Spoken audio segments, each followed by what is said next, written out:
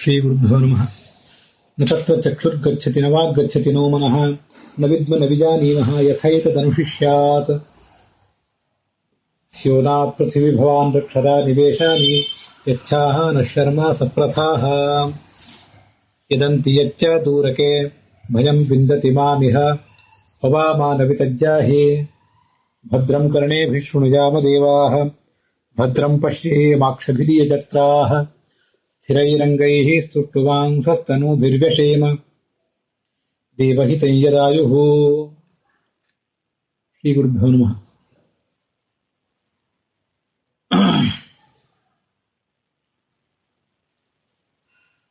ಭಾಗವತದ ಏಕಾದಶ ಸ್ಕಂದದ ಪ್ರವಚನ ಮಾಲೆಯಲ್ಲಿ 3ನೇ ಅಧ್ಯಾಯದ 47ನೇ ಶ್ಲೋಕದವರೆಗೆ ಈ ಹಿಂದೆ ನಾವು ಶ್ರವಣವನ್ನು ಸಮಾಪ್ತ ಮಾಡಿದ್ದೆವು. ವೇದೋಕ್ತವಾದ ಕರ್ಮಗಳನ್ನೇ ಮನುಷ್ಯ ಮಾಡ್ತಾ ಇರಬೇಕು, ನಿಸ್ಸಂಗನಾಗಿರಬೇಕು. ನೈಷ್ಕರ್ಮ್ಯ ಸಿದ್ಧಿಯನ್ನು ಅವನು ಹಾಗೆ ಮಾಡಿದರೆ ಪಡ್ಕೊಳ್ಳಿಕ್ಕೆ ಸಾಧ್ಯ ಇದೆ. ಮತ್ತೆ ಈ ಫಲಶ್ರುತಿ ಕೆಲವು ಬಾರಿ ವೇದದಲ್ಲಿ ಹೇಳ್ತಾರಲ್ಲ, ಇಂಥ ಕರ್ಮವನ್ನು ಮಾಡಿದರೆ ಇಂಥ ಸಿಗುತ್ತದೆ ಅಂತ ಹೀಗೆಲ್ಲ ಹೇಳ್ತಿರ್ತಾರೆ. ಅದಕ್ಕೆಲ್ಲ ಆ ಫಲಕ್ಕಾಗಿ ಅದನ್ನು ಮಾಡಿರಿ ಅಂತ ಅರ್ಥ ಅಲ್ಲ. ಫಲವನ್ನು ಅಪೇಕ್ಷಿಸುವುದು ಬಹಳ ಗೌಣವಾದಂತಹ ಸಂಗತಿ. ಫಲವನ್ನು ಅಪೇಕ್ಷಿಸದೆ ಶುದ್ಧವಾದಂತಹ ಮನಸ್ಸಿನಿಂದ ಮಾಡುವುದೇನಿದೆ ಅದೇ ಅತ್ಯಂತ ಶ್ರೇಷ್ಠವಾದದ್ದು. ರೋಚನಾರ್ಥಂ ಮನುಷ್ಯ ವಿರಕ್ತನಾಗಿ ಶ್ರವಣ ಮನನಾದಿಗಳನ್ನ ಮುಂದುವರಿಸಬೇಕು. ಶ್ರವಣ ಮನನಾದಿಗಳನ್ನು ಮುಂದುವರಿಸಲಿಕ್ಕೆ ಅವನು ಆರಂಭದ ಹಂತದಲ್ಲಿ ಅಷ್ಟು ಸುಲಭವಾಗಿ ಮನಸ್ಸು ಮಾಡೋದಿಲ್ಲ. ಅವನಿಗೊಂದು ಆಸಕ್ತಿ ಹುಟ್ಟಬೇಕು ಶಾಸ್ತ್ರದಲ್ಲಿ. ಆ ಆಸಕ್ತಿ ಹುಟ್ಟಿಸ್ಲಿಕ್ಕಾಗಿ ಅವನಿಗೆ ಕೆಲವು ಫಲಶ್ರುತಿಗಳನ್ನು ಹೇಳಿರ್ತಾರೆ. ಮೂಲತಃ ಈ ಐಹಿಕವಾದ ಯಾವ ಫಲವನ್ನು ಬಯಸದೆ ಅವನು ಅತ್ಯಂತ ಶುದ್ಧವಾದ ಮನಸ್ಸಿನಿಂದ ಪರಮಾತ್ಮನಲ್ಲೇ ಮನಸ್ಸಿಟ್ಟು ನಿಷ್ಕಾಮನಾಗಿಯೇ ಮುಂದುವರಿಸಬೇಕು ಅಂತ ಅನ್ನೋದನ್ನು ನೋಡಿದ್ವಿ. ಮತ್ತೆ 10 ವಿಧದ ಕರ್ಮ ದೋಷಗಳು ಯಾವುದು ಅಂತ ಅನ್ನೋದನ್ನು ಕೂಡ ನೋಡಿದ್ವಿ. ಮುಂದೆ 48ನೇ ಶ್ಲೋಕವನ್ನು ನೋಡಬೇಕಾಗಿದೆ. ಯ ಆಶು ಹೃದಯ ಗ್ರಂಥಿಂ ನಿರ್ಜಿಹೀಷು ಪರಾತ್ಮನಃ ವಿಧಿನೋಪಚರೇ ದೇವಂ ತಂತ್ರೋಕ್ತೇನ ಚ ಕೇಶವಂ. ಈ ಹೃದಯದ ಗಂಟೇನಿದೆಯಲ್ಲ, ಆ ಗಂಟನ್ನ ಕಳೆದುಕೊಳ್ಳಿಕ್ಕೆ ಬಯಸುವಂತ ವ್ಯಕ್ತಿ ನಾವೆಲ್ಲ ಹಾಗಾಗಬೇಕು. ಆ ಹೃದಯದ ಗಂಟು ಯಾವುದರಿಂದ ಕಳಿಬೇಕು? ಮತ್ತೆ ಆ ಹೃದಯದ ಗಂಟು ಅಂದ್ರೆ ಏನು? ಅಹಂಕಾರ ಮಮಕಾರಗಳನ್ನು ಕಳ್ಕೊಳ್ಳುವುದೇ ಆ ಹೃದಯದ ಗಂಟನ್ನು ಕಳ್ಕೊಳ್ಳೋದು ಅಂತಂದ್ರೆ. ಇದೆಲ್ಲ ಪರಮಾತ್ಮನ ಅನುಗ್ರಹದಿಂದ ಆಗಬೇಕು. ಅದಕ್ಕಾಗಿ ಆ ಪರಮಾತ್ಮನನ್ನ ಶಾಸ್ತ್ರಗಳಲ್ಲಿ ಹೇಗೆ ವರ್ಣನೆ ಮಾಡಿದ್ದಾರೋ ಆ ಥರ ಧ್ಯಾನ ಮಾಡಬೇಕು, ಅವನ್ನ ಆರಾಧನೆ ಮಾಡಬೇಕು. ಇದಕ್ಕೆ ಕರ್ಮಯೋಗ ಅಂತ ಶಾಸ್ತ್ರದಲ್ಲಿ ಕರೀತಾರೆ. ತಂತ್ರೋಕ್ತೇನ ಚ ಕೇಶವಂ ಅಂತ ಹೇಳಿದ್ದಾರೆ. ತಂತ್ರ ಅಂತಂದ್ರೆ ಈ ವೇದಗಳಲ್ಲಿ ಹೇಳಿದಂತೆ ಅಲ್ಲದೆ, ಅಪೌರುಷೇಯವಾದ ವೇದದಲ್ಲಿ ಹೇಳಿದಂತೆ ಅಲ್ಲದೇನೆ ಪೌರುಷೇಯವಾದ ಶಾಸ್ತ್ರಗಳಲ್ಲಿಯೂ ಭಗವಂತನ ಹೇಗೆ ವರ್ಣನೆ ಮಾಡಿದ್ದಾರೆ ಅದರಂತೆ ಅವನನ್ನು ಆರಾಧನೆ ಮಾಡಬೇಕು. ಪೌರುಷೇಯವಾದ ಶಾಸ್ತ್ರಗಳು ಅಂತಂದ್ರೆ ಮಹಾಭಾರತ ಮೊದಲಾದದ್ದು. ಭಾರತಂ ಪಂಚರಾತ್ರಂ ಚ ಮೂಲ ರಾಮಾಯಣಂ ತಥಾ ಅಂತ ಹೀಗೆ ಶಾಸ್ತ್ರ ಹೇಳುವಂತೆ ಭಾರತ, ಪಂಚರಾತ್ರ ಇತ್ಯಾದಿಗಳೆಲ್ಲದಕ್ಕೂ ಕೂಡ ಮಹತ್ವದ ಸ್ಥಾನ ಇದೆ. ವೇದಗಳಲ್ಲಿ ಪಂಚರಾತ್ರಗಳಲ್ಲಿ ಹೇಳಿದಂತೆ ಅವನನ್ನು ಆರಾಧನೆ ಮಾಡಬೇಕು ಅಂತ ಬಂತು. ವೇದಗಳಲ್ಲಿ ಮತ್ತೆ ಪಂಚರಾತ್ರದಲ್ಲಿ ಅಂತ ನಾವೀಗ ನೋಡ್ಬೇಕು ಅಂತ ಹೋದ್ರೆ, ಇವತ್ತು ಪಂಚರಾತ್ರದ ಒಂದು ಮೂಲ ಗ್ರಂಥ ಎಲ್ಲೂ ಉಪಲಬ್ಧ ಇಲ್ಲ. ಅಲ್ಲಲ್ಲಿ ಸ್ವಲ್ಪ ಸ್ವಲ್ಪ ವಾಕ್ಯಗಳು ಮಾತ್ರ, ಆ ಪಂಚರಾತ್ರದಿಂದ ಉದ್ಧತವಾದ ವಾಕ್ಯಗಳನ್ನು ಮಾತ್ರ ಕಾಣ್ತೇವೆ ಹೊರತು ಬೇರೆ ಯಾವ ವಾಕ್ಯಗಳನ್ನು ಕಾಣೋದಿಲ್ಲ. ಆದ್ರೆ ಗೀತಾ ಭಾಷ್ಯ, ಗೀತಾ ತಾತ್ಪರ್ಯದಲ್ಲಿ ಬಹಳ ಹಿಂದೆ ನೋಡಿದ್ದೀವಿ. ಇಡೀ ಗೀತೆ ಎಲ್ಲವೂ ಕೂಡ ಪಂಚರಾತ್ರದ ಸಾರವಾಗಿದೆ. ಅದರಿಂದ ಗೀತೆಯನ್ನು ಅಧ್ಯಯನ ಮಾಡಿದರೆ ಆ ಪಂಚರಾತ್ರವನ್ನೇ ಅಧ್ಯಯನ ಮಾಡಿದಂತೆನೆ ಹೆಚ್ಚು ಕಡಿಮೆ. ಅದಕ್ಕಾಗಿ ಒಟ್ಟಾರೆ ತಾತ್ಪರ್ಯದಂತೆ ವೇದಗಳ ಮೂಲಕ ಮತ್ತೆ ಇತಿಹಾಸ ಪುರಾಣಗಳ ಮೂಲಕ, ಇತಿಹಾಸ ಅಂತಂದ್ರೆ ಭಾರತಂ ಪಂಚರಾತ್ರಂ ಚ ಮೂಲ ರಾಮಾಯಣಂ ತಥಾ ಇತಿಹಾಸ ಇತಿ ಪ್ರೋಕ್ತಂ. ಮಹಾಭಾರತ, ಪಂಚರಾತ್ರ ಮತ್ತೆ ಮೂಲ ರಾಮಾಯಣ, ವಾಲ್ಮೀಕಿ ರಾಮಾಯಣ ಅಲ್ಲ, ಇದೆಲ್ಲದಕ್ಕೂ ಸೇರಿ ಇತಿಹಾಸ ಅಂತ ಕರೀತಾರೆ. ಬ್ರಾಹ್ಮಾದ್ಯಂಚ ಪುರಾಣಕಂ, ಬ್ರಹ್ಮಪುರಾಣ, ಬ್ರಹ್ಮಾಂಡ, ಬ್ರಹ್ಮವೈವರ್ತ ಮೊದಲಾದ 18 ಏನಿವೆ ಭಾಗವತವು ಸೇರಿದಂತೆ ಇವಕ್ಕೆಲ್ಲದಕ್ಕೂ ಪುರಾಣ ಅಂತ ಕರೀತಾರೆ. ಅವುಗಳ ಮೂಲಕ ಭಗವಂತನನ್ನ ತಿಳ್ಕೊಳ್ಬೇಕು ಅಂತ ಅರ್ಥ. ಆ ತಂತ್ರಸಾರೋಕ್ತ ಸಂಪ್ರದಾಯವನ್ನು ತಿಳ್ಕೊಳ್ಳದೆ ಹೋದ್ರೆ ನಮಗೆ ಪೂಜನೆ ಮಾಡ್ಲಿಕ್ಕೆ ಆಗೋದಿಲ್ಲ. ಅದಕ್ಕೇನ್ ಮಾಡ್ಬೇಕು? ತಂತ್ರಸಾರೋಕ್ತ ಸಂಪ್ರದಾಯ ಮಜಾನತಃ ಕಥಂ ಅರ್ಚನಾ ಘಟತೆ. ಪೂಜೆ ಮಾಡೋದು ಹೇಗೆ, ಯಾರ ಮೂಲಕ ಅದನ್ನು ತಿಳ್ಕೊಳ್ಬೇಕು ಅಂತಂದ್ರೆ ಲಬ್ಧ್ವಾ ಚಾಚಾರ್ಯ ಅವ್ಯಗ್ರಂ, ಒಬ್ಬ ಆಚಾರ್ಯನನ್ನ ಪಡ್ಕೊಳ್ಬೇಕು. ಆಚಾರ್ಯನನ್ನ ಪಡ್ಕೊಂಡು ಅವನ ಮೂಲಕ ಈ ತಂತ್ರಸಾರೋಕ್ತ ಸಂಪ್ರದಾಯ ಮತ್ತೆ ವೇದೋಕ್ತ ಸಂಪ್ರದಾಯ ಇವೆಲ್ಲವನ್ನು ಕೂಡ ಅಧ್ಯಯನ ಮಾಡ್ಬೇಕು ನಾವು.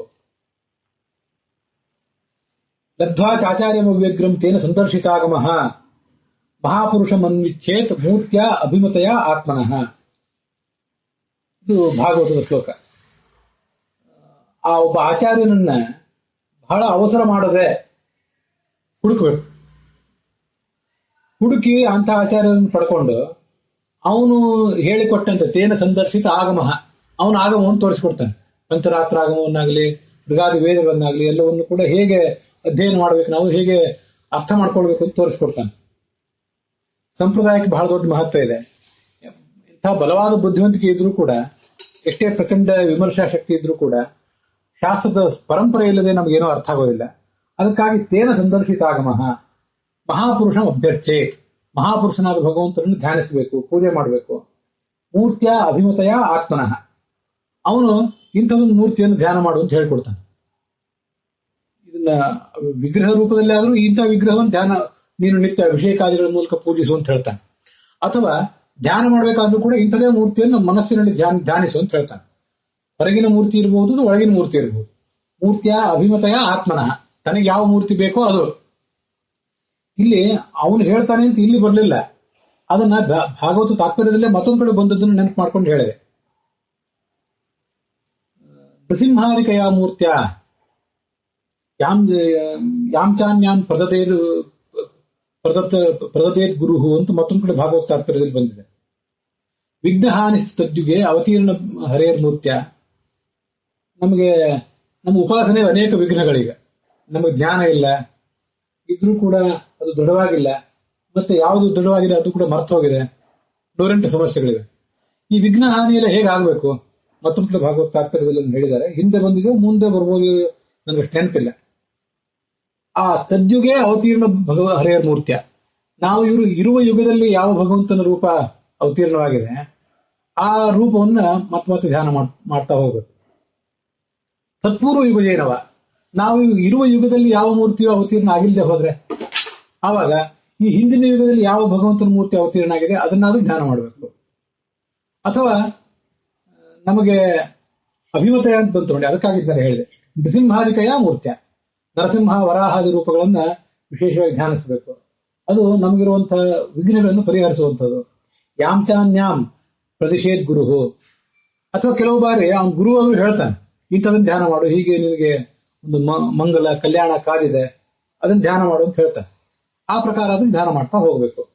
ಆದ್ರಿಂದಲೇ ಕಲಿಯುಗದಲ್ಲಿ ನಾವು ಇರೋದ್ರಿಂದ ಈಗ ಕೆಲವು ಕೃಷ್ಣ ಪ್ರಶ್ನಿಸಿದೆ. ಕಲಿಯುಗದಲ್ಲಿ ಇದ್ದವರಿಗೆ ಕೃಷ್ಣನ ಮೂರ್ತಿಯ ಆರಾಧನೆ ಮತ್ತೆ ಕೃಷ್ಣನ ಧ್ಯಾನ ಇದೆಲ್ಲ ಬಹಳ ಪ್ರಶಸ್ತ. ಆದ್ರೆ ಕಲಿಯುಗದಲ್ಲೇ ಬುದ್ಧನ ಅವತಾರನೂ ಕೂಡ ಆಗಿದೆ. ಕೃಷ್ಣನ ಅವತಾರ ಆಗಿದ್ದು ದ್ವಾಪರ ಯುಗದಲ್ಲಿ, ಕಲಿಯುಗದಲ್ಲೂ ಅದು ಇತ್ತಷ್ಟೇ, ಒಂದು 36 ವರ್ಷ. ಬುದ್ಧನ ಅವತಾರ ಅಂತೂ ಕಲಿಯುಗದಲ್ಲೇ ಆಗಿದೆ. ಆದ್ರಿಂದ ಬುದ್ಧನನ್ನು ಕೂಡ ನಾವು ಧ್ಯಾನ ಮಾಡಬೇಕು. ಬುದ್ಧಶ್ಚ ಪಾಖಂಡ ಗುಣಾತ್ ಅಂತ ನಾರಾಯಣ ವರ್ಮ ಹೇಳುವಂತೆ, ನಮಗೆ ದುಷ್ಟಶಾಸ್ತ್ರಗಳ ಮೇಲೆ ಏನಾದ್ರು ಮೋಹ ಬಂದ್ರೆ, ದುಷ್ಟಶಾಸ್ತ್ರಗಳನ್ನ ಓದದೇ ಇರುವಂತೆ, ಓದಿದ್ರು ಕೂಡ ಅದರಿಂದ ನಮ್ಮ ಮತಿ ಮಲಿನವಾಗದಂತೆ ಬುದ್ಧ ನಮ್ಮನ್ನು ಕಾಪಾಡಬೇಕು ಅಂತ ಬುದ್ಧನನ್ನು ಕೂಡ ಧ್ಯಾನ ಮಾಡಲೇಬೇಕು. ಹಾಗೆ ನೋಡಿದ್ರೆ ನಮಗೆ ಧ್ಯಾನ ಮಾಡ್ಲಿಕ್ಕೆ ಬುದ್ಧನ ಮೂರ್ತಿ ಬಹಳ ಪ್ರಶಸ್ತ ಅಂತ ನನ್ಗೆ ಕೆಲವು ಸರಿ ಅನ್ಸೋದು. ಯಾವ ಮೂರ್ತಿ ಪ್ರಶಸ್ತ, ಯಾವ್ದು ಕಡಿಮೆ, ಯಾವ್ದು ಹೆಚ್ಚು ಅಂತಲ್ಲ. ಬುದ್ಧನ ಎಲ್ಲಾ ವಿಗ್ರಹಗಳು ಕೂಡ ಸ್ವಯಂ ಧ್ಯಾನಸ್ಥ ಭಂಗಿಯಲ್ಲೇ ಇರ್ತಾವಲ್ಲ. ಅದರಿಂದ ಕೂತ್ಕೊಂಡು ಧ್ಯಾನ ಮಾಡ್ಲಿಕ್ಕೆ ಬುದ್ಧನ ರೂಪ ಅಂತ ಬಹಳ ಒಂದು ಸುಖದಾಯಕ, ಬಹಳ ಸಂತೋಷದಾಯಕ ಅಂತ ನನ್ಗನ್ಸ್ತು. ಅದಕ್ಕಾಗಿ ಅದನ್ನು ಹೇಳಿದೆ. ಹೀಗೆ ಬುದ್ಧನ ಧ್ಯಾನವನ್ನು ಕೂಡ ನಾವು ಮಾಡಲೇಬೇಕು. ನಾವು ಕೆಲವನ್ನ ಬುದ್ಧ, ದತ್ತಾತ್ರೇಯ ಇತ್ಯಾದಿ ರೂಪಗಳ ಧ್ಯಾನವನ್ನ ಮತ್ತೆ ಅದರ ಪೂಜೆಯನ್ನ ಇತ್ಯಾದಿಗಳನ್ನ ಕಳ್ಕೊಂಡು ಬಿಟ್ಟಿದ್ದೇವೆ. ಹಾಗಲ್ಲ, ಅವೆಲ್ಲವನ್ನೂ ಕೂಡ ನಮ್ಮ ಅಗತ್ಯಕ್ಕನುಗುಣವಾಗಿ ರೂಢಿಸ್ಕೊಳ್ಬೇಕು.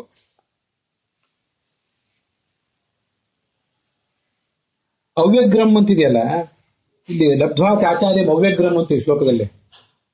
ಅವ್ಯಗ್ರನಾದ ಆಚಾರ್ಯನನ್ನು ಅಂತ ಏನಾದ್ರು ಅನಿಸಿಬಿಡ್ಬಹುದು. ವ್ಯಗ್ರತೆ, ಮನಸ್ಸಿನ ವ್ಯಗ್ರತೆ ಅಂತಂದ್ರೆ ವ್ಯಗ್ರನಾಗಿರೋದು ಕುಪಿತನಾಗಿರೋದು ಅಥವಾ ಮನಸ್ಸು ಚಂಚಲ ಆಗಿರೋದು.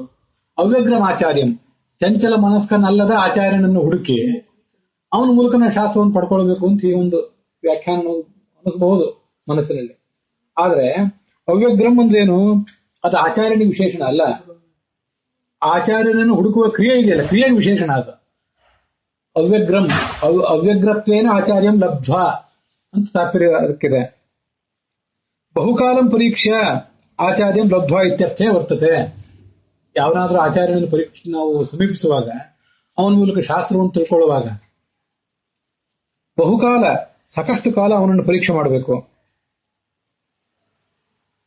ಪರೀಕ್ಷೆಯು ಗುರು ಶಿಷ್ಯಂ ಶಿಷ್ಯೋಪಿ ಗುರು ಆವೃಜೇತ್ ಅಂತ ಭಾಗವತ ತಾತ್ಪರ್ಯ ಅದನ್ನೇ ಹೇಳ್ತದೆ.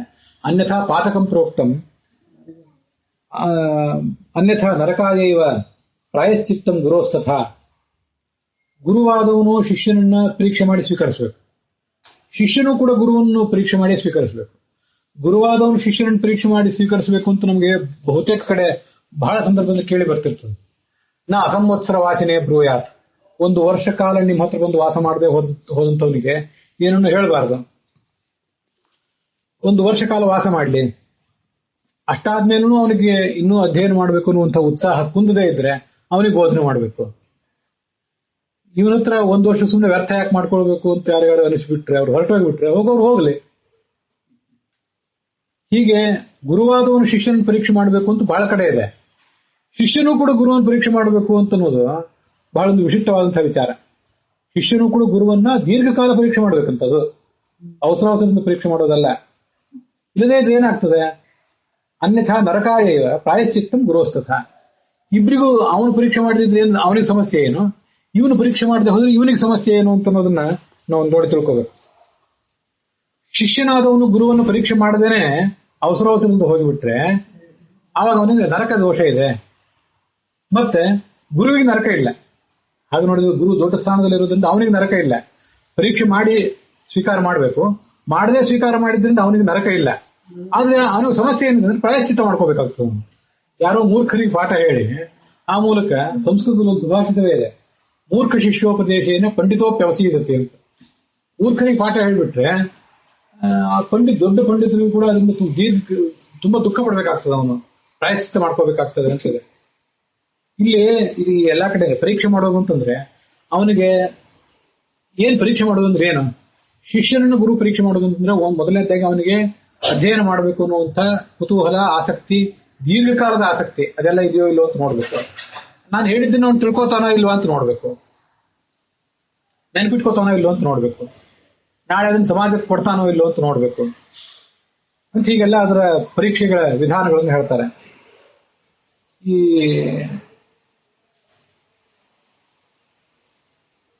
ಎಲ್ಲಾ ತರದ ಪರೀಕ್ಷೆಗಳಿಗಿಂತನೂ ಅವನಿಗೆ ವಾಸ್ತವಿಕವಾದಂತಹ ಕಳಕಳಿ, ಜ್ಞಾನವನ್ನು ಪಡ್ಕೊಳ್ಳಿಕ್ಕೆ ಬೇಕಾದಂತಹ ಕಳಕಳಿ ಅವನಿಗೆ ಇದೆಯೋ ಇಲ್ಲೋ ಅಂತ ನೋಡೋದೇ ಮುಖ್ಯ. ಯಾಕೆಂದ್ರೆ ಒಬ್ಬ ಗುರುವಿನ ಹತ್ರ ಬಂದ ಶಿಷ್ಯರಲ್ಲಿ ಎಲ್ಲರೂ ಕೂಡ ಅವನು ಹೇಳಿದ್ದನ್ನು ಪೂರ್ಣವಾಗಿ ತಿಳ್ಕೊಂಡು, ಪೂರ್ಣವಾಗಿ ಅದನ್ನು ನೆನಪಿಟ್ಕೊಂಡು ಅದನ್ನು ಸಮಾಜಕ್ಕೆ ಮತ್ತೆ ಹೇಳ್ತಾರೆ ಅಂತ ಇಲ್ಲ. ಹಾಗೆ ಆಗ್ತದಂತಿಲ್ಲ. ಎಲ್ಲರಿಗೂ ಶಿಷ್ಯರ ಯೋಗ್ಯತೆನೇ ಬೇರೆ ಬೇರೆ ತರದಿರ್ತದೆ. ಅದನ್ನು ಕೆಲವರಿಗೆ ಕೇವಲ ಕೇಳಿ ಸಂತೋಷ ಪಡುವಂತಹ ಯೋಗ್ಯತೆ ಅಷ್ಟೇ ಇರ್ತದೆ. ಅದು ಅಥವಾ ಆ ಜನ್ಮದಲ್ಲಿ, ಮುಂದಿನ ಜನ್ಮದಲ್ಲಿ ಮತ್ತೇನೂ ಆಗಬಹುದು. ಆದ್ರಿಂದ ಉಳಿದೆಲ್ಲ ಯೋಗ್ಯತೆಗಳಿಗಿಂತ ನಿಜವಾಗಿಯೂ ಅವನಿಗೆ ಕೇಳಬೇಕು ಅನ್ನೋ ಆಸಕ್ತಿ ಇದೆಯೋ ಇಲ್ಲೋ ಅದನ್ನು ನೋಡ್ಬೇಕಾದ್ರೆ ಬಹಳ ಮುಖ್ಯ. ಇದು ಗುರುವಾದವನು ಶಿಷ್ಯನಲ್ಲೇ ನೋಡ್ಬೇಕಾಗುತ್ತೆ. ಗುರುವಾದವನು ಶಿಷ್ಯನಲ್ಲಿ ನೋಡ್ಬೇಕಾಗಿದ್ದರೆ ಶಿಷ್ಯ ಗುರುವಿನಲ್ಲಿ ಏನ್ ಗಮನಿಸಬೇಕು, ಅವನಿಗೆ ಸರಿಯಾದ ತತ್ವಜ್ಞಾನ ಇದೆಯೋ ಇಲ್ಲೋ, ಮತ್ತೆ ಅವನಿಗೆ ಹೇಳಬೇಕು ಅಂತ ಅಪೇಕ್ಷೆ ಇದೆಯೋ ಇಲ್ಲೋ, ಇಷ್ಟೆಲ್ಲವನ್ನೂ ಕೂಡ ಅವನು ಗಮನಿಸಬೇಕು. ಮತ್ತೆ ಅವನು ಯಾವತ್ತಾದ್ರೂ ನಮಗೆ ವಂಚನೆ ಇಲ್ಲದೆ ಶಾಸ್ತ್ರಾರ್ಥವನ್ನು ಹೇಳ್ತಾನೋ ಇಲ್ವೋ ಅದೆಲ್ಲವನ್ನೂ ಗಮನಿಸಿ ಆಮೇಲೆ ಅವನ ಹತ್ರ ಹೋಗ್ಬೇಕು. ಅದಕ್ಕೆ ದೀರ್ಘಕಾಲ ತಗೊಳ್ಬೇಕು ಅಂತ ಇಲ್ಲಿ ಹೇಳ್ತಿರೋದು. ಮತ್ತೆ ಇಲ್ಲೇನಿದೆ, ದೀರ್ಘಕಾಲ ಗುರುವನ್ನು ಪರೀಕ್ಷೆ ಮಾಡಬೇಕು ಅಂತಿದೆಯಲ್ಲ, ದೀರ್ಘಕಾಲ ಅಂದ್ರೆ ಎಷ್ಟು ದಿವಸ? ಹಾಗಾದ್ರೆ ಈಗ ಒಂದು 8ನೇ ವಯಸ್ಸಿಗೆ ಒಬ್ಬನಿಗೆ ಉಪನಯನ ಆಯಿತು ಅಂತ ತಿಳ್ಕೊಳ್ಳಿ, ಅವನು ಗುರುಕುಲಕ್ಕೆ ಹೋಗ್ಬೇಕು.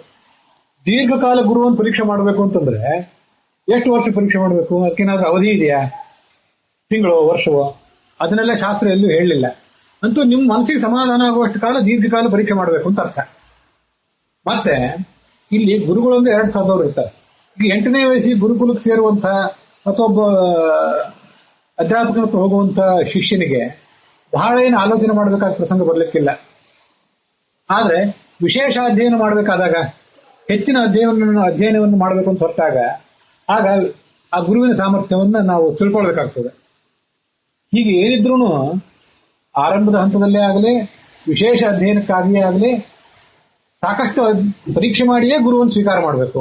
ಇಲ್ಲದೆ ಹೋದ್ರೆ ಇವನಿಗೆ ತತ್ವಜ್ಞಾನವೇ ಬರೋದಿಲ್ಲ. ಇದು ಬಹಳ ಮಹತ್ವದ್ದು. ಅದಷ್ಟೇ ಅಲ್ಲ, ಇದು ಹಿಂದೆ ಅನೇಕ ಬಾರಿ ಹೇಳಿದ್ದೇನೆ, ಗುರುವಿನ ಹತ್ರ ಹೋಗುವಾಗ ಸಾಕಷ್ಟು ಪರೀಕ್ಷೆ ಮಾಡಬೇಕು.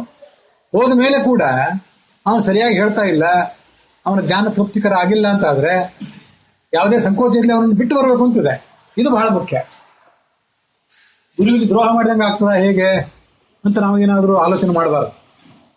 ಅದು ಮಹಾಭಾರತದಲ್ಲಿ ಉದ್ಯೋಗ ಪರ್ವದಲ್ಲಿ ಮತ್ತು ಶಾಂತಿ ಪರ್ವದಲ್ಲಿ 2 ಕಡೆನೂ ಆ ಮಾತು ಬಂದಿದೆ. ಅಲ್ಲದೆ ತಂತ್ರಸಾರದಲ್ಲಿ ಕೂಡ ಆ ಮಾತು ಬಂದಿದೆ. ಮಹಾಭಾರತದಲ್ಲಿ ಏನ್ ಮಾತು ಬಂದಿದೆ? ಷಡೇತಾನ್ ಪುರುಷೋ ದಶ್ಯಾತ್ ಭಿನ್ನಾಂ ನಾವ ವಿವಾರಣವೇ. ನಾವು ನದಿ ದಾಟ್ಲಿಕ್ಕೆ ಹೋಗ್ಬೇಕಾಗಿದೆ ಈಗ, ಅಥವಾ ಸಮುದ್ರ ದಾಟ್ಲಿಕ್ಕೆ ಹೋಗ್ಬೇಕಾಗಿದೆ. ದೋಣಿ ಸುಸ್ಥಿತಿಯಲ್ಲಿದೆಯೋ ಇಲ್ಲೋ ಅಂತ ನೋಡ್ಕೊಂಡು ಹೋಗ್ತೇವೆ. ಒಡೆದು ಹೋಗಿದ್ದ ದೋಣಿ ಆದ್ರೆ ನಮ್ಮ ಅಪ್ಪನ ಕಾಲದಿಂದ ಬಂದು ದೋಣಿ ಇದನ್ನೇ ಹತ್ಯೆ ದೋಣಿಯನ್ನು ದಾಟೋಣ ಅಂತ ಯಾರೂ ಭ್ರಮೆ ಪಡೋದಿಲ್ಲ. ಅದರಿಂದೇನು ಲಾಭವೂ ಇಲ್ಲ. ಒಡಕು ದೋಣಿಯನ್ನು ಹೇಗೆ ನಿರ್ದಾಕ್ಷಿಣ್ಯವಾಗಿ ದೂರ ಇಟ್ಟು ಸ್ಥಿರವಾದ ದೋಣಿ ಅಂತ ತಗೋತಾರೋ ಆ ಥರ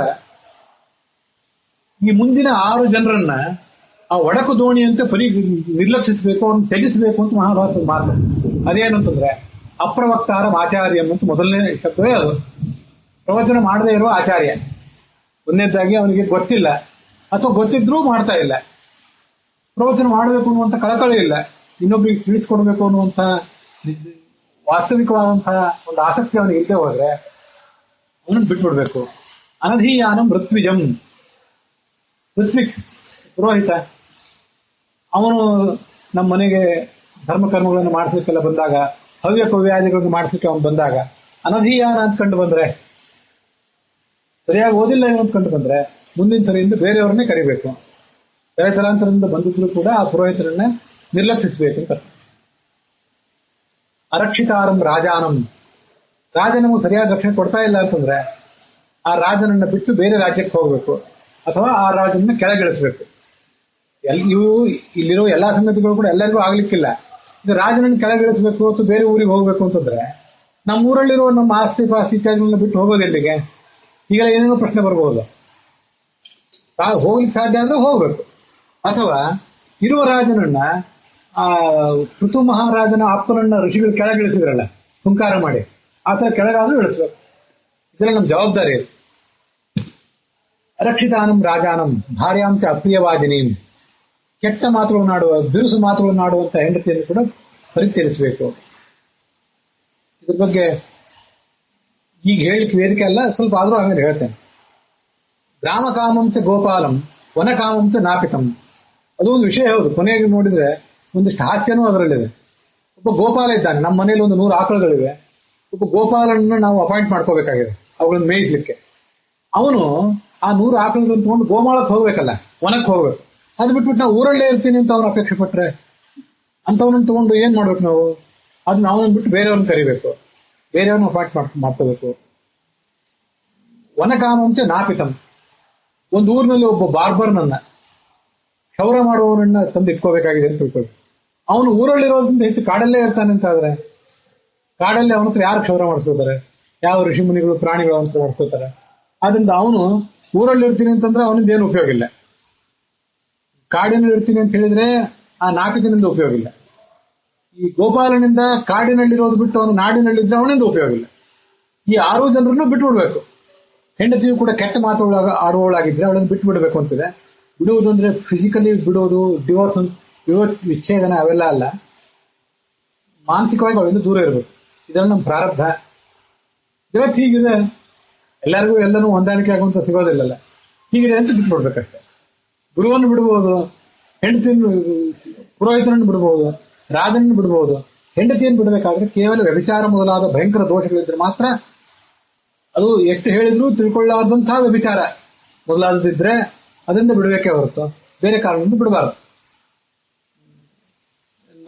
ಈ ಹಿಂದೆ ತಾನೇ ಈಗ ಒಂದು 2 ದಿವಸದ ಹಿಂದೆ ಮಹಾಭಾರತದಲ್ಲಿ ಶ್ರವಣ ಮಾಡಿದ್ದೇವೆ ಶಾಂತಿ ಪರ್ವದಲ್ಲಿ.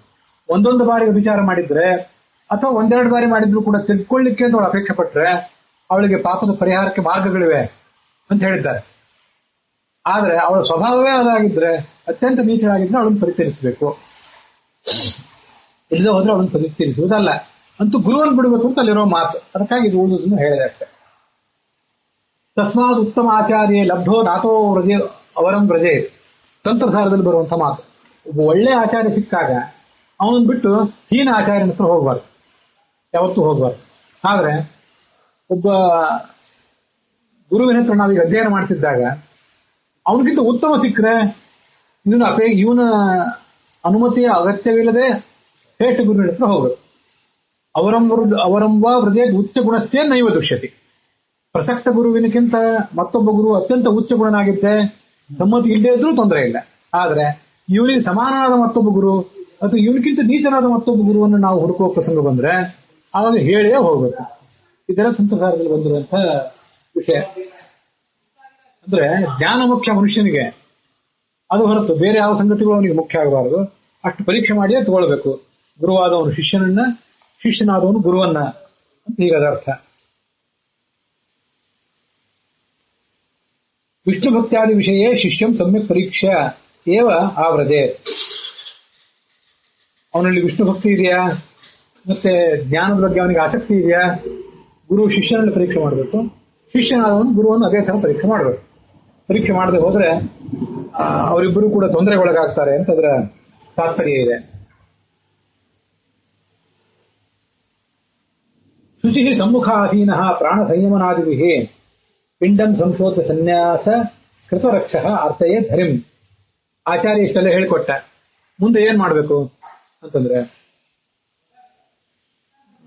ಸ್ನಾನಾದಿಗಳನ್ನು ಮಾಡಬೇಕು, ಶುಚಿಯಾಗಿ ದೇವರ ಮುಂದೆ ಕುತ್ಕೋಬೇಕು.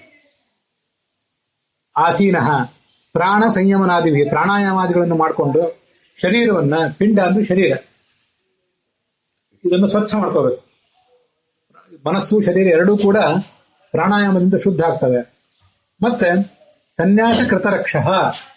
ಸನ್ಯಾಸ ಅಂತಂದ್ರೆ ಸನ್ಯಾಸಿಗಳು ತಗೊಳ್ಳೋ ಸನ್ಯಾಸ ಅಲ್ಲ, ಅಂಗನ್ಯಾಸ ಕರನ್ಯಾಸ ಇತ್ಯಾದಿಗಳು ಮಾಡ್ತೀವಲ್ಲ, ಅವುಗಳ ಮೂಲಕ ತನಗೆ ಚೆನ್ನಾಗಿ ರಕ್ಷಣೆ ಮಾಡ್ಕೋಬೇಕು. ಅಂಗನ್ಯಾಸ ಕರನ್ಯಾಸಾದಿಗಳ ಮೂಲಕ ಮಾಡಿಕೊಂಡು ಅರ್ಥಯೇ ಧರಿಂ, ಆಮೇಲೆ ಭಗವಂತನನ್ನು ಧ್ಯಾನಿಸಬೇಕು. ಇಲ್ಲಿ ಸನ್ಯಾಸ ಕೃತ ರಕ್ಷ ಅಂತ ಮಾತಿದೆಯಲ್ಲ, ಅದು ಎಲ್ಲದಕ್ಕೂ ಸಂಬಂಧ ಪಡದೇ ಇರಬಹುದು. ಈಗ ನಾವೆಲ್ಲ ವಿಷ್ಣು ಸಹಸ್ರನಾಮ ಇತ್ಯಾದಿಗಳನ್ನ ಯಾವ್ಯಾವುದನ್ನು ಪಾರಾಯಣ ಮಾಡ್ತಿರ್ತೇವೆ. ನಾರಾಯಣ ವರ್ಮಕ್ಕೂ ಅಂಗನ್ಯಾಸ ಕರನ್ಯಾಸ ಇತ್ಯಾದಿಗಳಿದೆ. ಅದನ್ನ ಅಂಗನ್ಯಾಸ ಕರನ್ಯಾಸಾದಿಗಳನ್ನು ಮಾಡಿಯೇ ಮಾಡುವುದೇ ಬಹಳ ಶ್ರೇಷ್ಠ, ಇಲ್ಲ ಅಂತಲ್ಲ. ಆದ್ರೂ ಕೆಲವು ಎಲ್ಲಾ ಮಂತ್ರಗಳು ನಾವು ಅದನ್ನೇನು ಮಾಡೋದಿಲ್ಲಲ್ಲ. ಕೆಲವು ಸರಿ ದೈನಂದಿನ ಪಾರಾಯಣದಂತೆ ಮಾಡ್ತಾ ಹೋಗ್ತೇವೆ. ಆದ್ರೂ ವಿಶೇಷ ಫಲ ಸಿಗಬೇಕು ಅಂತಿದ್ರೆ ಅವಾಗ ಅಂಗನ್ಯಾಸ ಕರನ್ಯಾಸಾದಿಗಳನ್ನು ಮಾಡಬೇಕು. ಮತ್ತೆ ಇಲ್ಲಿ ನೋಡಿ, ಅಂಗನ್ಯಾಸ ಕರನ್ಯಾಸಾದಿಗಳನ್ನು ಮಾಡಬೇಕು ಅಂತ ಹೇಳೋದೇನಿದೆ, ನಾವು ಬರೇ ಗಾಯತ್ರಿ ಮಂತ್ರ ಮೊದಲಾದವುಗಳಿಗೆ ಅಲ್ಲ. ನಾವು ಇವಾಗ ನಮ್ಮ ಧ್ಯಾನ ಎಲ್ಲಿಗೆ ಬಂದಿದೆ ಇವತ್ತು? ಶ್ರವಣ, ಮನನ, ಧ್ಯಾನ, ಪರಮಾತ್ಮನ ದರ್ಶನ ಅಂತಿದೆಯಲ್ಲ. ನಾವು ಇವತ್ತು ಮಾಡೋ ಧ್ಯಾನ ಎಷ್ಟು ಗಾಯತ್ರಿ ಮಂತ್ರದ ಅಥವಾ ನಾರಾಯಣ ಅಷ್ಟಾಕ್ಷರ ಮಂತ್ರದ. ಇನ್ನು ಕೆಲವು ಮಂತ್ರಗಳು ನಮಗೇನು ಉಪದಿಷ್ಟವಾಗಿವೆ ಗುರುಗಳ ಮೂಲಕ. ಆ ಮಂತ್ರವನ್ನು ಜಪಿಸುವ ಮುಂಚೆ ನಾವು ಧ್ಯಾನ ಮಾಡ್ತೇವೆ ಅಷ್ಟೇ. ಕಣ್ಣು ಮುಚ್ಕೊಂಡು ಕುತ್ಕೊಂಡು ಆ ಮಂತ್ರವನ್ನು ಹೇಳ್ತಾ ಹೋಗ್ತೇವೆ. ವಸ್ತುತಃ ವಿಷ್ಣು ಸಹಸ್ರನಾಮ, ನಾರಾಯಣ ವರ್ಮ ಮೊದಲಾದ ಮಂತ್ರಗಳನ್ನು ಕೂಡ ದೀರ್ಘಕಾಲ ಈ ತರ ಧ್ಯಾನ ಮಾಡಬೇಕು. ಹಾಗೆ ನೋಡಿದ್ರೆ ಗಾಯತ್ರಿ ಮತ್ತು ನಾರಾಯಣ ಅಷ್ಟಾಕ್ಷರಕ್ಕಿಂತ ವಿಷ್ಣು ಸಹಸ್ರನಾಮ, ನಾರಾಯಣ ವರ್ಮ ಮೊದಲಾದ ಮಂತ್ರಗಳನ್ನ ಹೇಳ್ತಾ ಧ್ಯಾನಿಸುವುದೇನಿದೆ ಹೆಚ್ಚು ಸುಲಭ. ಯಾಕೆಂತಂದ್ರೆ ಈ ಕಡೆ ಗಾಯತ್ರಿ ಮಂತ್ರ ಮೊದಲಾದವುಗಳಿಗೆ ಹೀಗೆ ಎಣಿಸ್ತಾ ಹೋಗ್ಬೇಕು. ಎಣಿಸೋದು ನಮಗೀಗ ಮೆಕ್ಯಾನಿಕಲಿ ಆಗ್ತಾ ಹೋಗ್ತದೆ, ಆದ್ರೂ ಎಣಿಸ್ಬೇಕಲ್ಲ. ಎಣಿಸಿ ಹತ್ತಕ್ಕೆ ಒಂದರಂತೆ ತರ್ಪಣ ಕೊಡಬೇಕು. ಎಷ್ಟು ಸಂಖ್ಯೆ ಆಯಿತು ಅಂತ ನೋಡ್ತಾ ಇರಬೇಕು. ಆರಂಭದ ಹಂತದಲ್ಲಿದ್ದವ್ರಿಗೆ ಕೆಲವರಿಗೆ ಇವೆಲ್ಲ ದೊಡ್ಡ ಹೊರೆ ಅಂತ ಅನಿಸ್ಬಿಡ್ಬೋದು. ಆದ್ರೆ ವಿಷ್ಣು ಸಹಸ್ರನಾಮಾದಿಗಳು ಆಗಲ್ಲ. ಒಂದ್ಸರಿ ಅಂಗನ್ಯಾಸ ಕರನ್ಯಾಸ ಇತ್ಯಾದಿಗಳನ್ನು ಮಾಡ್ಕೊಂಡ್ ಬಿಟ್ರೆ ಸ್ತಬ್ಧನಾಗಿ ಕೂತ್ಕೊಂಡು ಕೈಯಿಂದ ಏನು ಎಣಿಸ್ಬೇಕಾಗಿಲ್ಲ. ಇಡೀ ವಿಷ್ಣು ಸಹಸ್ರನಾಮ ಮುಗಿಯುವ ತನಕನು ಯಾವ ಬೆರಳ ಗಿಂಡುಗಳಿಂದಲೂ ಏನೂ ಎಣಿಸ್ಬೇಕಾಗಿಲ್ಲ. ಕೇವಲ ಭಗವಂತನ ಧ್ಯಾನ ಮಾಡ್ತಾ ಹೋದ್ರೆ ಸಾಕು. ಅದರಿಂದ ಈ ಧ್ಯಾನ ಹೆಚ್ಚು ಫಲಪ್ರದ ಆಗಬಹುದು. ಕಲಿತವರಿಗೆ, ಧ್ಯಾನದಲ್ಲಿ ನುರಿತವರಿಗೆ ಎರಡೂ ಸುಲಭನೆ. ಆರಂಭದ ಹಂತದಲ್ಲಿದ್ದವರಿಗೆ ಗಾಯತ್ರಿ ಮೊದಲಾದದಕ್ಕಿಂತ ವಿಷ್ಣು ಸಹಸ್ರನಾಮ, ನಾರಾಯಣ ಮೊದಲಾದವುಗಳು ಧ್ಯಾನದ ದೃಷ್ಟಿಯಿಂದ ಹೆಚ್ಚು ಸುಲಭ ಆಗಬಹುದು. ಹಾಗಂತ ಹೇಳಿ ಗಾಯತ್ರಿ ಬಿಡುವಂತಿಲ್ಲ, ಅದನ್ನ ಮಾಡ್ಲೇಬೇಕಲ್ಲ, ದೈನಂದಿನ ಕರ್ಮ ಅದು. ಕುರಿಯಾದನ್ನಿನ್ನವಾ ಕುರಿಯಾತ್, ಬೇರೆ ಯಾವ್ದನ್ನಾದ್ರೂ ಮಾಡಿ ಬಿಡಿ, ಗಾಯತ್ರಿ ಅಷ್ಟಾಕ್ಷರ ಮೊದಲಾದ ಮಂತ್ರಗಳಂತೂ ಮಾಡ್ಲೇಬೇಕು. ಆದ್ರೆ ಧ್ಯಾನವನ್ನು ಅಭ್ಯಾಸ ಮಾಡಬೇಕು ಅಂತಿದ್ರೆ ಇಂಥದೊಂದು ಮಾರ್ಗ ಅಂತ ಹೇಳಿದೆ. ಗಾಯತ್ರಿ 10 ಮಾಡಿದ್ವಿ, 30 ಅಷ್ಟಾಕ್ಷರ ಮಾಡಬೇಕು. ಗಾಯತ್ರಿ 100 ಮಾಡಿದ್ರೆ ಮತ್ತೆ 300 ಅಷ್ಟಾಕ್ಷರ ಮಾಡಬೇಕು. ಸಾಯಂಕಾಲ ಧ್ಯಾನ ಮಾಡಬೇಕು ಅಂತ ಅನಿಸ್ತು, ಅವಾಗ ಏನ್ ಮಾಡ್ಬೇಕು? ಗಾಯತ್ರಿ ಮಾಡಿದ್ರೆ ಅದಕ್ಕೆ ಅವಾಗ ಸಾಯಂಕಾಲ ಅಷ್ಟಾಕ್ಷರ ಮಾಡುವ ಪದ್ಧತಿ ಇಲ್ಲ, ಶರೀರ ಶುದ್ಧ ಇರೋದಿಲ್ಲ ಅಂತ ಹೇಳಿ ಏನೇನೋ ಸಮಸ್ಯೆ ಆಗ್ತದೆ. ಆದ್ರೆ ಈ ನಾರಾಯಣ ವರ್ಮ, ವಿಷ್ಣು ಸಹಸ್ರನಾಮಾದಂತಹ ಮಂತ್ರಗಳನ್ನ ಸಾಯಂಕಾಲ, ಮಧ್ಯಾಹ್ನ ಯಾವ ಸಂದರ್ಭದಲ್ಲಾದ್ರೂ ಮಾಡಬಹುದು. ಅದಕ್ಕೆ ಇವು ಮಾರ್ಗಗಳು ಅಂತ ಹೇಳಿದೆ ಅಷ್ಟೆ. ಮುಂದೆ ಅರ್ಚಾದು ಹೃದಯವಾಪಿ ಯಥಾಲಬ್ಧೋಪಚಾರಕೈ ದ್ರವ್ಯ ಕ್ಷಿತ್ಯಾತ್ಮಲಿಂಗಾನಿ ನಿಷ್ಪಾದ್ಯ ಪ್ರೋಕ್ಷ ಚ ಆಸನಂ. ಈ ವ್ಯಕ್ತಿ ಹೇಗೆ ಧ್ಯಾನ ಪ್ರಾರಂಭಿಸಬೇಕು ಅಂತಂದ್ರೆ, ಪ್ರತಿಮಾ, ಶಾಲಗ್ರಾಮ ಮೊದಲಾದ ವಿಗ್ರಹಗಳನ್ನು ಎದುರಿಗಿಟ್ಕೋಬಹುದು. ಅಥವಾ ಹೃದಯದಲ್ಲಿ, ಇವೆಲ್ಲವೂ ಆರಾಧನೆ, ಇವೆಲ್ಲವೂ ಧ್ಯಾನವೇ. ಹೃದಯದಲ್ಲಿ ಪರಮಾತ್ಮನ ಧ್ಯಾನ ಮಾಡಬಹುದು. ಅಂದ್ರೆ ಕಲ್ಲಿನ, ಕಟ್ಟಿಗೆಯ, ಲೋಹದ, ಮಣ್ಣಿನ, ಚಿನ್ನ, ಬೆಳ್ಳಿಗಳ ವಿಗ್ರಹ, ಅದರಲ್ಲಿ ಆರಾಧನೆ ಮಾಡಬಹುದು. ಅಥವಾ ಪೂಜ್ಯಶ್ಚ ಭಗವಾನ್ ನಿತ್ಯಂ ಚಕ್ರಾಬ್ಜಾದಿಕ ಮಂಡಲೆ ಅಂತ ಕಂತಸಾರ ಹೇಳುವಂತೆ ದ್ರವ್ಯಲಿಂಗ, ಕ್ಷಿತಿಲಿಂಗ, ಆತ್ಮಲಿಂಗ ಇತ್ಯಾದಿ ಕಡೆಗಳಲ್ಲಿ 3 ರೀತಿಯಾಗಿ ಒಟ್ಟು ಅವನು ಆರಾಧನೆ ಮಾಡಬಹುದು. ಕ್ಷಿತಿಲಿಂಗ ಅಂತಂದ್ರೆ, ಕ್ಷಿತಿ ಅಂದ್ರೆ ಭೂಮಿ, ಅಲ್ಲಿ ರಂಗೋಲಿ ಇತ್ಯಾದಿಗಳನ್ನು ಹಾಕಿ, ಚಕ್ರಾಬ್ಜ ಮಂಡಲ ಇತ್ಯಾದಿಗಳನ್ನು ಹಾಕಿ ಅಲ್ಲಿ ಪೂಜೆ ಮಾಡುವುದು ಒಂದು ಪದ್ಧತಿ. ಮತ್ತೊಂದು ಪದ್ಧತಿ ಆ ವಿಗ್ರಹಗಳಲ್ಲೇ ನೇರವಾಗಿ ಆರಾಧನೆ ಮಾಡುವುದು. ಇವೆಲ್ಲವೂ ಕೂಡ ಭಗವಂತನ ಪ್ರತೀಕವೇ ಆಗಿದೆ ಅಂತ ತಿಳ್ಕೊಳ್ಬೇಕು. ಅಥವಾ 3ನೇದೇನಿದೆ, ಹೃದಯದಲ್ಲಿ ಮಾಡಿಕೊಳ್ಳುವಂತಹ ವಾಸನಾಮಯವಾದಂತಹ ಮೂರ್ತಿ. ಇಂಥ ನಮ್ಮ ಮನಸ್ಸಿನ ಪರದೆಯ ಮೇಲೆ ಆ ಭಗವಂತನ ಚಿತ್ರವನ್ನು ಮೂಡಿಸಿಕೊಂಡು ಆ ಪ್ರಕಾರ ಆರಾಧನೆ ಮಾಡ್ತಾ ಹೋಗಬೇಕು. ದ್ರವ್ಯಲಿಂಗಂ ಶಿಲಾದ್ಯಂ ಸ್ಯಾತ್. ದ್ರವ್ಯಲಿಂಗ ಅಂದ್ರೆ ಅದು ಶಿಲೆಯ, ಕಟ್ಟಿಗೆಯ, ಲೋಹದ ಪ್ರತಿಮೆಗಳೇನಿವೆ ಅವೆಲ್ಲ ದ್ರವ್ಯಲಿಂಗ. ಆತ್ಮಲಿಂಗಂ ಮನೋಮಯಂ. ಆತ್ಮಲಿಂಗ ಅಂತಂದ್ರೆ ಮನಸ್ಸಿನಲ್ಲಿ ಮೂಡಿಸಿಕೊಳ್ಳುವ ಪರಮಾತ್ಮನ ಚಿತ್ರ ಏನಿದೆ ಅದು ಮನೋಮಯ. ಅಥವಾ ಸ್ಥಂಡಿಲಂ ಚೈವ ವಿಷ್ಣುರ್ಲಿಂಗಂ ಪ್ರತಿಕೀರ್ತಿತಂ. ಚಕ್ರಾಬ್ಜಾದಿ ಮಂಡಲ ಮೊದಲಾದವುಗಳೇನಿದೆ ಇವಕ್ಕೆ ಸ್ಥಂಡಿಲ ಅಂತ ಕರೀತಾರೆ. ಅಥವಾ ಅವಕ್ಕೆ ಕ್ಷಿತಿಲಿಂಗ ಅಂತ ಕರೀತಾರೆ. ಇವುಗಳಲ್ಲಿ ಯಾವುದರಲ್ಲಿ ಆದ್ರೂ ಕೂಡ ಭಗವಂತನನ್ನು ಆರಾಧನೆ ಮಾಡಬಹುದು. ಚಕ್ರಾಬ್ಜ ಮಂಡಲವನ್ನೇ ಹಾಕಿ ಅದರ ಮೇಲೆ ಭಗವಂತನ ಪ್ರತಿಮೆಗಳನ್ನಿಟ್ಟು ಮಾಡುವುದು ಇನ್ನೂ ವಿಶಿಷ್ಟವೇ. ಕೆಳಗೆ ಭೂಮಿಯಲ್ಲಿ ಚಕ್ರಾಬ್ಜ ಮಂಡಲ, ಅದರ ಮೇಲೆ ಭಗವಂತನ ಪ್ರತಿಮೆಗಳು, ಪೀಠ ಪ್ರತಿಮೆಗಳು, ಒಳಗೂ ಭಗವಂತನ ಆರಾಧನೆ, ಹೀಗೆ ಇದನ್ನೆಲ್ಲವನ್ನು ಕೂಡ ಮಾಡ್ತಾ ಹೋಗಬಹುದು.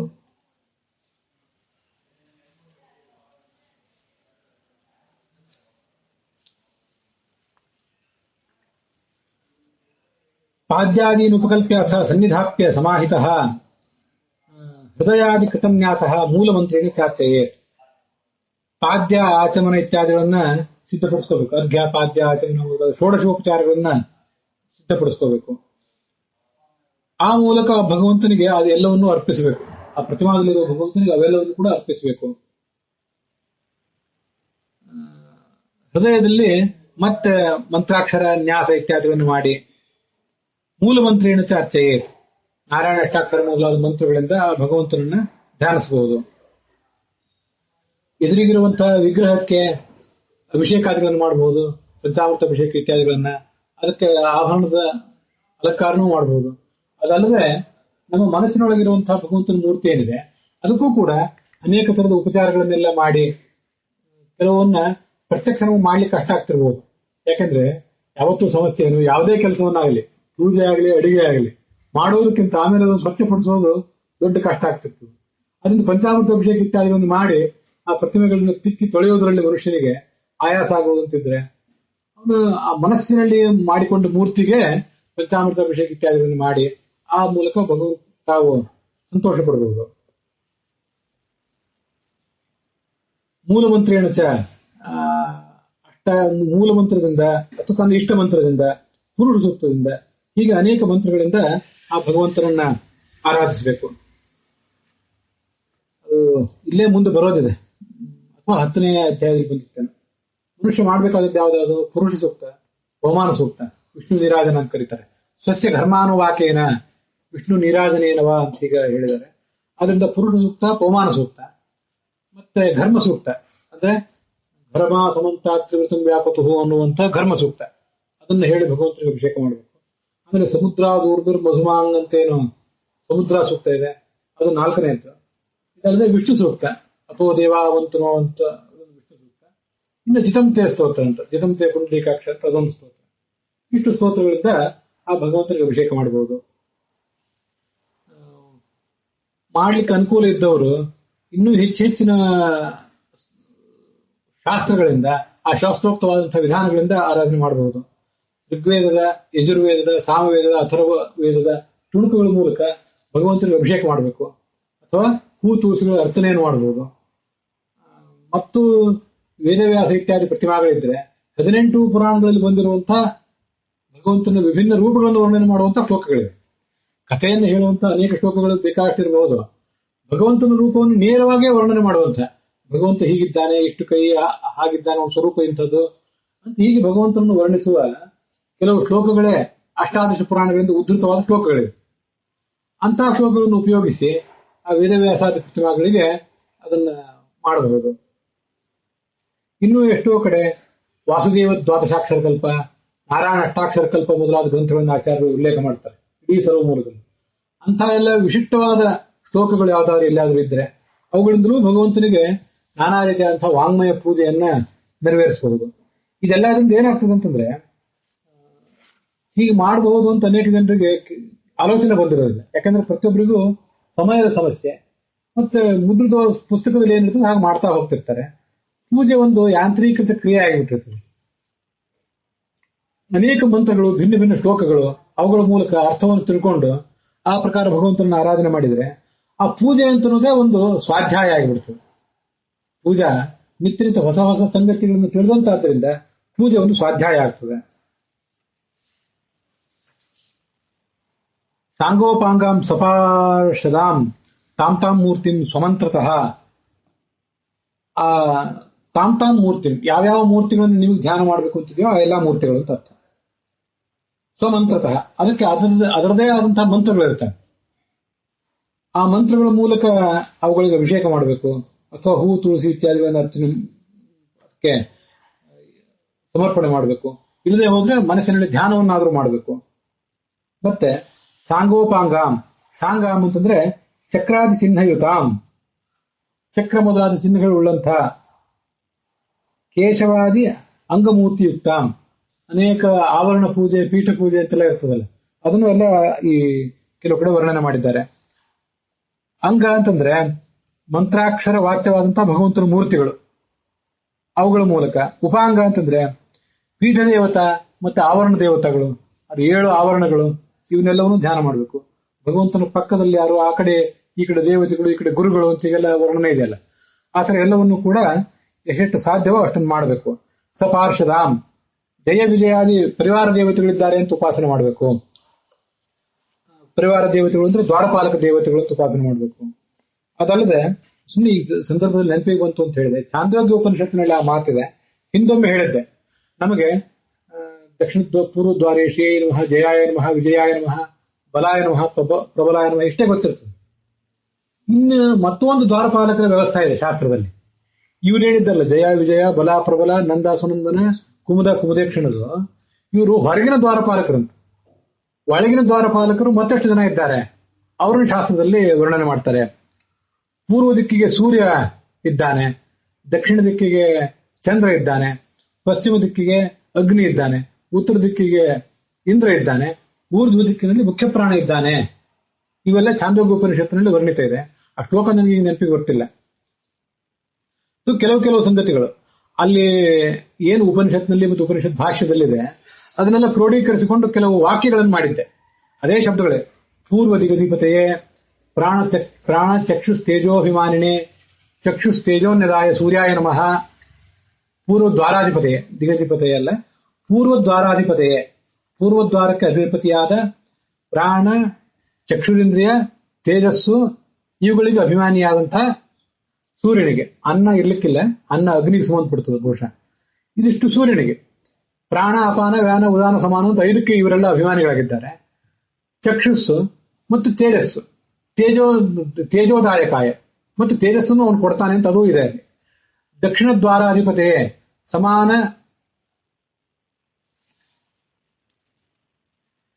ಸಮಾನ ಯಶೋ ಲಾವಣ್ಯಮಾನಿನೇ, ಯಶೋ ಲಾವಣ್ಯದಾಯಕಾಯ ಚಂದ್ರಾಯ ನಮಃ. ಯಶಸ್ಸು, ಲಾವಣ್ಯ, ಸೌಂದರ್ಯ ಇದನ್ನೆಲ್ಲ ಕೊಡಬೇಕಾದವನು ಚಂದ್ರ. ಆ ಚಂದ್ರ ದಕ್ಷಿಣ ದಿಕ್ಕಿಗೆ ಅಭಿಮಾನಿಯಾಗಿದ್ದಾನೆ. ದಕ್ಷಿಣ ದ್ವಾರಕ್ಕೆ ಅವನು ಪಾಲಕನಾಗಿ. ಇವರೆಲ್ಲ ಒಳಗಿನ ದ್ವಾರಗಳಿಗೆ ಅಧಿಪತಿಗಳು. ಹೊರಗಿನ ದ್ವಾರಗಳಿಗೆ ಅಧಿಪತಿ ಆದವ್ರು ಮಾತ್ರ ನಾವು ನಿತ್ಯ ಬಲ ಪ್ರಬಲ ಅಂತ ಹೇಳ್ತೇವೆ. ವಸ್ತುತಃ ಇದನ್ನೆಲ್ಲ ರೂಢಿಸ್ಕೋಬೇಕು. ಮತ್ತೆ ಎಷ್ಟೋ ಸರಿ ನಾನು ಹೇಳಿದ್ದೆ, ಪ್ರತಿನಿತ್ಯ ಇಷ್ಟನ್ನೆಲ್ಲ ಮಾಡ್ಲಿಕ್ಕಾಗೋದಿಲ್ಲ. ಪ್ರವಚನ ಮಾಡಬಹುದು ಬೇಕಾದಷ್ಟು, ಆದ್ರೆ ಪೂಜೆ ಮಾಡೋದು ಬೆಳಗಿನ ಅವಸರದ ಹೊತ್ತಿನಲ್ಲಿ ಕಷ್ಟನೇ.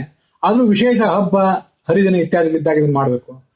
ಮತ್ತು ಅನೇಕ ಜನರ ಶ್ರದ್ಧಾ ಕೇಂದ್ರಗಳಾದಂತಹ ಮಠಗಳು, ದೇವಾಲಯಗಳು ಎಲ್ಲಿರ್ತವೆ ಅಲ್ಲಿ ಇಂಥದ್ರಲ್ಲಿ ವಿಶೇಷವಾಗಿ ಮಾಡಬೇಕು. ತತ್ವನ್ಯಾಸ, ಮಾತೃಕಾನ್ಯಾಸ ಪೂರ್ವಕ ಅವಾಹನ, ವಿಸರ್ಜನೆ ಅದೆಲ್ಲ ಇದ್ದೇ ಇದೆ. ಪೀಠ ಪೂಜಾ, ಆವರಣ ಪೂಜಾ ಎಲ್ಲವನ್ನೂ ದಿನ ದಿನ ಮಾಡ್ಲಿಕ್ಕೆ ಆಗದೆ ಇರಬಹುದು.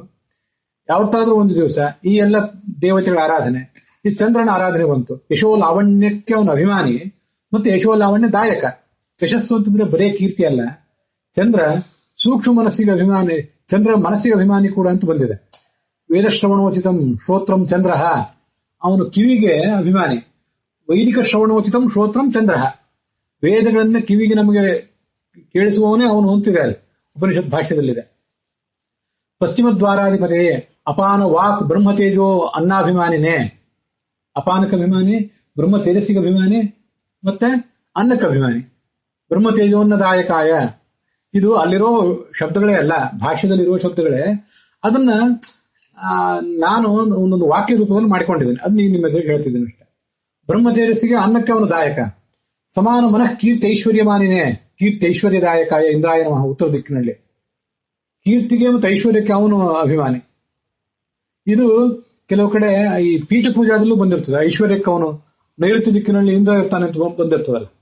ಗಜಾಕಾರದಲ್ಲೇ ಕೃಷ್ಣವರ್ಣಾಯ ಗಜಾಕಾರಾಯ ಕೃಷ್ಣವರ್ಣಾಯ ಐಶ್ವರ್ಯಮಾನಿನೇ ಇಂದ್ರಾಯ ನಮಃ ಅಂತ ಒಂದ್ ಕಡೆ ಪೀಠ ಪೂಜಾದಲ್ಲೂ ಬಂದಿರ್ತದೆ. ಹೀಗೆ ಇದು ಇಂದ್ರನ ಕೆಲಸ.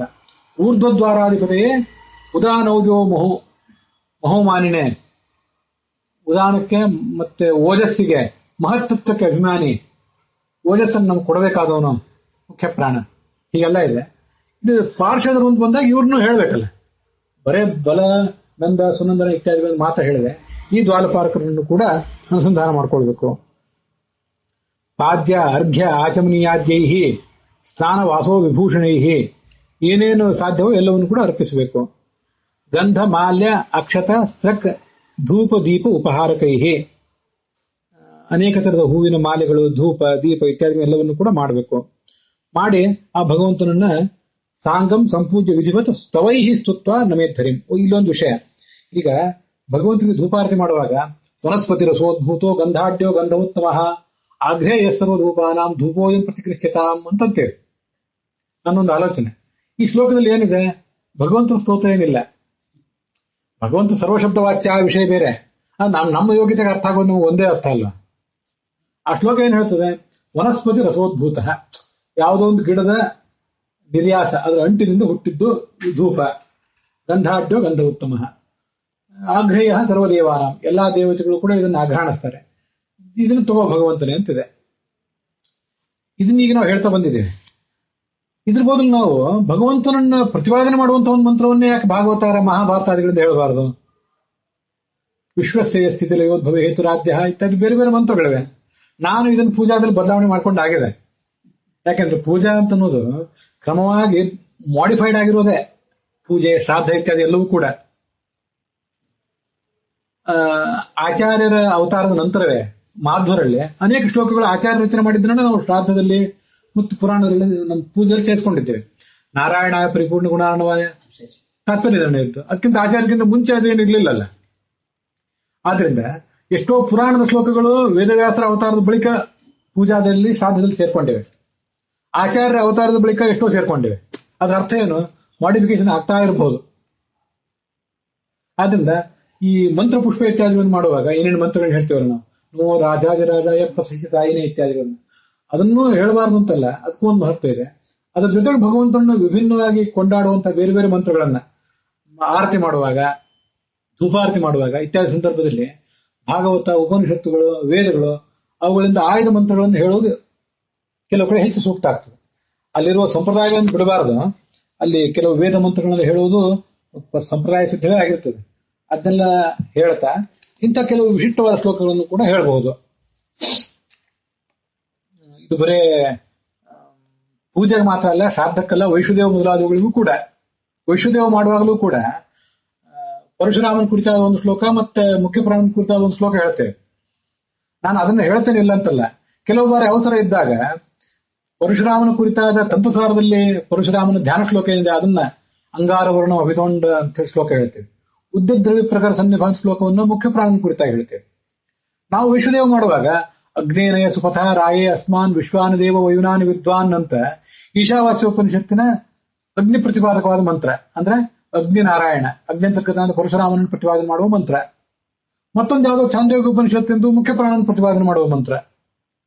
ಹೇಳಬಾರದಂತ ಏನಿಲ್ಲ. ನನಗೆ ಒಬ್ಬಿಬ್ರು ವಿದ್ವಾಂಸನ ಕೇಳಿದಾಗ ಹಾಗೆ ಬದಲಾವಣೆ ಮಾಡ್ಕೊಂಡ್ರೆ ಏನು ತೊಂದರೆ ಇಲ್ಲ ಅಂತ ಹೇಳಿದ್ದಾರೆ. ಆದ್ರೆ ಆ ಪದ್ಧತಿ ಬಿಡಬಾರದು. ಒಂದ್ ದಿವಸ ಅದನ್ನ, ಒಂದ್ ದಿವಸ ಇದನ್ನ, ಹೀಗೆ ಮಾಡ್ತಾ ಹೋಗ್ತಿದ್ದೇನೆ. ಆದ್ರಿಂದ ವಿಷಯ ಏನ್ ಹಾಗಾದ್ರೆ ಅಂತಂದ್ರೆ, ಪ್ರತಿನಿತ್ಯದ ವೈಷ್ಣುದೇವ ಪೂಜೆ ಇತ್ಯಾದಿ ಎಲ್ಲವೂ ಕೂಡ ಹೊಸ ಹೊಸ ಭಗವಂತನ ರೂಪಗಳ ಅನುಸಂಧಾನ, ಕ್ರಿಯೆಗಳ ಮಹಿಮೆಗಳ ಅನುಸಂಧಾನ, ಅದರಿಂದ ಕೂಡಿದ್ರೆ ನಮಗದು ಏಕತಾನತೆಯನ್ನು ದೂರ ಇಡ್ತದೆ. ಹೀಗೆ ಮಾಡ್ಕೋಬಹುದು. ನಿಮ್ಗೆ ಅನುಕೂಲ ಅನಿಸಿದ್ರೆ, ಈ ಪದ್ಧತಿ ಸರಿ ಅನಿಸಿದ್ರೆ ಮಾಡ್ಕೊಳ್ಳಿ. ಯಾವುದೇ ಬದಲಾವಣೆಗಳಿಗೆ ಮನುಷ್ಯ ಸಾಮಾನ್ಯವಾಗಿ ಒಪ್ಪೋದಿಲ್ಲ. ಇದು ವಿಚಿತ್ರವಾಗಿ ಕಾಣಿಸ್ತದೆ. ಅದು ಬಂದಿರೋ ಪದ್ಧತಿನ ಬಿಡೋದು ಏನು ಅಂತ.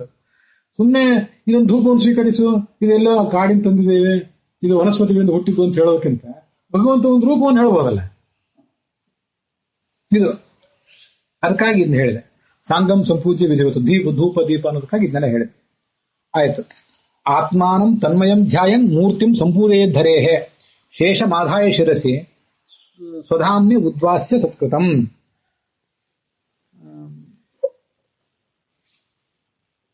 ತಾನು ಭಗವಂತನ ದಾಸನಾಗಿದ್ದೇನೆ ಅಂತ ತಿಳ್ಕೊಳ್ಬೇಕು. ಯಾವತ್ತೂ ಕೂಡ ಭಗವಂತನ ದಾಸನಾಗಿದ್ದೇನೆ ಅಂತ ತಿಳ್ಕೊಳ್ಳೋದೇನಿದೆ, ವಿಷ್ಣುರ್ ಭೃತ್ಯೋಹಮಿತ್ಯೇವ ಸದಾ ಸ್ಯಾತ್ ಭಗವನ್ಮಯ. ನಾವು ಭಗವನ್ಮಯರಾಗೋದಂದ್ರೆ ನಾವೇ ಭಗವಂತರಾಗೋದಲ್ಲ, ವಿಷ್ಣುವಿನ ದಾಸ ನಾನು ಅನ್ನುವ ಅನುಸಂಧಾನವನ್ನು ಮರಿದೇ ಇರೋದೆ, ಅದೇ ಅನುಸಂಧಾನ. ನೈವಾಹಂ ವಿಷ್ಣುರಸ್ಮೀತಿ ವಿಷ್ಣು ಸರ್ವೋಶ್ವರೋ ಹ್ಯಜಃ. ನಾನು ವಿಷ್ಣು ಅಲ್ಲ, ಸರ್ವೇಶ್ವರ ವಿಷ್ಣು, ನಾನು ಆತನ ದಾಸ ಅಂತ ತಿಳ್ಕೊಳ್ಳುವುದೇ ಪೂಜೆಯ ಉದ್ದೇಶ. ಮತ್ತೆ ಆ ಹರಿಯನ್ನ ಸ್ವಸ್ಥಾನದಲ್ಲಿ ಹೃದಯದಲ್ಲಿ ಉದ್ವಾಸನ ಮಾಡಬೇಕು. ಪೂಜೆಗಿಂತ ಮುಂಚೆ ನನ್ನ ಹೃದಯದಲ್ಲಿರುವ ಭಗವಂತ ಅಲ್ಲಿ ಬಂದು ಕೂತ್ಕೊಳ್ಳಿ ಅಂತ. ಪೂಜೆ ಮುಗಿದ್ಮೇಲೆ ಅಲ್ಲಿರುವ ಭಗವಂತ ನನ್ನ ಹೃದಯ ಕಮಲಕ್ಕೆ ಬಾ ಅಂತ ಕರ್ಕೊಳ್ಬೇಕು. ಸ್ವಧಾಮ್ನಿ ಉದ್ವಾಸಿ ತತ್ಕೃತಂ ಏವಂ